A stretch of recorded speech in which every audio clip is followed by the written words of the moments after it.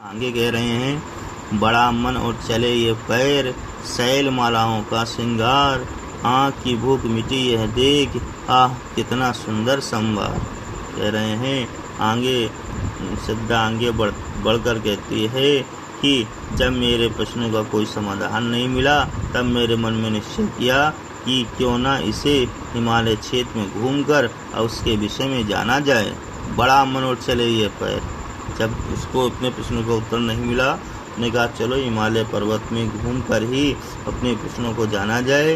इस उत्साह से वह उसके मन में उत्साह बढ़ा और उत्साह से उसके पैर अपने आप ही क्या होने लगे, शैल मालाओं का श्रृंगार, जो पर्वत क्या थे, मालाओं का श्रृंगार किए हुए थे, सुंदर दिख रहे थे, उसके पैर उत्साहवश आगे बढ़ने लगे उसके सौंदर्य को देखने के लिए। ठीक है। आँख की भूख मिटी यह देश, आह कितना सुंदर संभार। हिमालय में घूम घूम कर उसने अनुपम सौंदर्य का रस का पान किया, या उसकी आंखों ने बहुत ही सौंदर्य दृश्य देखा जिसके कारण उसकी आंखों की भूख मिट गई। कहने का मतलब यह है हिमालय के सौंदर्य को देखने की जो उसकी उत्कंठा थी वो शांत हो गई। और कितना अद्भुत हिमालय का सौंदर्य संपन्नता है, वास्तव में ये सुंदरता की पूर्णता का श्रेष्ठ प्रमाण है, ऐसा उसने देख करके एहसास किया। फिर से समझिए क्या कह रहा, बड़ा मन और चले ये पैर। उसके मन में जानने की इच्छा जब जागृत हुई हिमालय पर्वत को, लेकिन उसके प्रश्नों का उत्तर नहीं मिला, तो उसने क्या किया, आगे जाकर निश्चय किया कि आज हम हिमालय पर्वत को घूम घूम कर इसके बारे में जानेंगे। और जब उसने यह निश्चय किया और जैसे ही आगे बढ़ी वैसे ही कह रहा शैल मालाओं का श्रृंगार, तो जो पर्वत थे वो फूलों मालाओं से जो सज्जित थे, जो श्रृंगार किया हुआ था, उसको देख करके उसको उत्साह के कारण पैर अपने आप आगे बढ़ने लगे।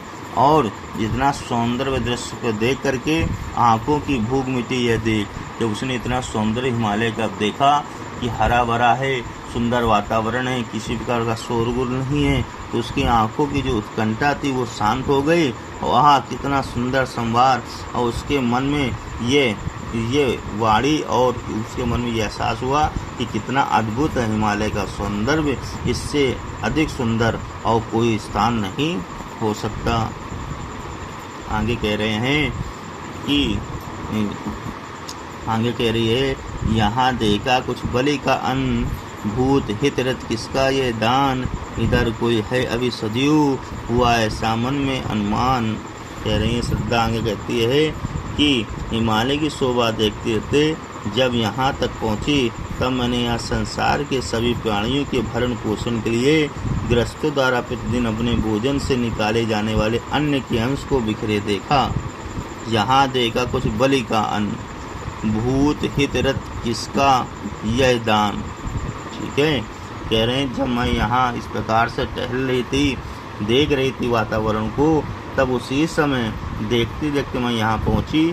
यहाँ मैंने क्या देखा, जो प्राणी, जो जीव भरण पोषण के लिए कैसे जीव, जो व्यक्ति हैं, मनुष्य हैं, गृहस्थ जीवन में रहते हैं और प्रतिदिन अपने भोजन से कुछ अंश निकाल देते हैं गाय के लिए, दान के लिए, वैसा ही अंश यहाँ पर मैंने बिखरा हुआ देखा। जब उस अंश को मैंने देखा तो मुझे ऐसा देख करके बड़ा ही अचंभा लगा। मैं चौंक उठी कि बलि के रूप में दान किया गया ये अन्न यहाँ निर्जन प्रांत में कहाँ से आया। कह रहा है ना, भूत हित रत किसका ये दान, बलि का अन्न, जिस प्रकार से बलि ने दान दिया था उसी प्रकार से दान किया हुआ आखिर ये अन्न किसका है, इधर कोई है अभी सजीव, हुआ ऐसा मन में अनुमान। और यह देख करके इस निर्जन प्रांत में कहाँ से आया, मैंने अनुमान लगाया यहाँ आसपास में कोई जीवित व्यक्ति अवश्य रहता है, उसी ने यह बलि का अन्न यहाँ पर बिखराया होगा और मैं उस व्यक्ति को ढूंढते ढूंढते आप तक आ पहुँची हूँ। श्रद्धा कह रही है कि जब मैं हिमालय में घूम रही थी, घूमते घूमते मैं यहाँ पर पहुँची, तब मैंने यहाँ संसार के सभी प्राणियों के भरण पोषण के लिए गृहस्थों द्वारा प्रतिदिन अपने भोजन से निकाले जाने वाले अन्न के अंश को बिखरे हुए देखा। उस अन्न के अंश को देखकर मैं चौंक उठी। अचंबा लगा कि भली के रूप में यहाँ पर दहन किया हुआ ये अन्न कहाँ से निर्जन प्रांत में आया है।